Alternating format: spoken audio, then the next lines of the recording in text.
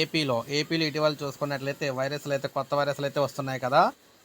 Guntur జీజీహెచ్లో 5గురు Guillain బారీ syndrome బాధితులకు చికిత్స అందిస్తూ ఉన్నారు.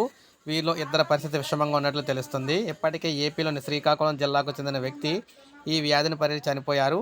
ఈ నేపథ్యంలో వైద్యారోగ్య శాఖ అప్రమత్తమైంది. ఈ వ్యాధి చికిత్స తీసుకుంటున్న బాధితులకు సంబంధించి గుంటూరు జీజీహెచ్ సూపరింటెండెంట్ ఈటీవీకి అయితే వివరించారన్నమాట. గతంలో కొన్ని కేసులు నమోదయ్యాయి. అయితే కేవలం ఫిబ్రవరిలోనే 7 కేసులు నమోదు కావడం అప్రమత్తం కావాల్సిన అవసరం అయితే ఉందని చెప్పారు. వ్యాధి సోకిన 7గురిలో ఇద్దరు పరిస్థితి ఆందోళనకరంగా ఉన్నారు. ఒకరు వెంటిలేటర్పై, మరొకరికి ఐసీయూలో చికిత్స అందిస్తున్నామన్నారు. మరో ముగ్గురికి వార్డులో చికిత్స అందిస్తున్నామని, ఇద్దరు చికిత్స తీసుకుని డిశ్చార్జ్ అయ్యారన్నారు.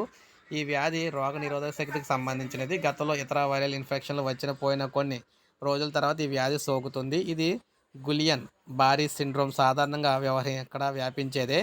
భయపడాల్సిన పని లేదు. అయితే రోగ నిరోధక శక్తి తక్కువగా ఉన్న వ్యక్తుల్లో తొలుత నాడీ వ్యవస్థపై ప్రభావం చూపిస్తుంది.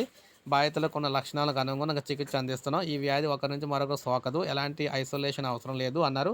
కాకపోతే ఈ వ్యాధి ఇప్పుడు ఏపీలో రావడం కొంతవరకు కలకలం అయితే రేపుతుందని, ప్రజలందరూ కొంతవరకు జాగ్రత్తలు అయితే పాటించాలని చెప్పడం అయితే జరిగిందనమాట. సో ఇది మనకి అప్డేటు. కొత్త వైరస్ అయితే ఎంటర్ అయింది మనకి ఏపీలోని. ఒక లైక్ చేయండి, సబ్స్క్రైబ్ చేసుకోండి, మన ఛానల్ సబ్స్క్రైబ్ చేసుకోండి.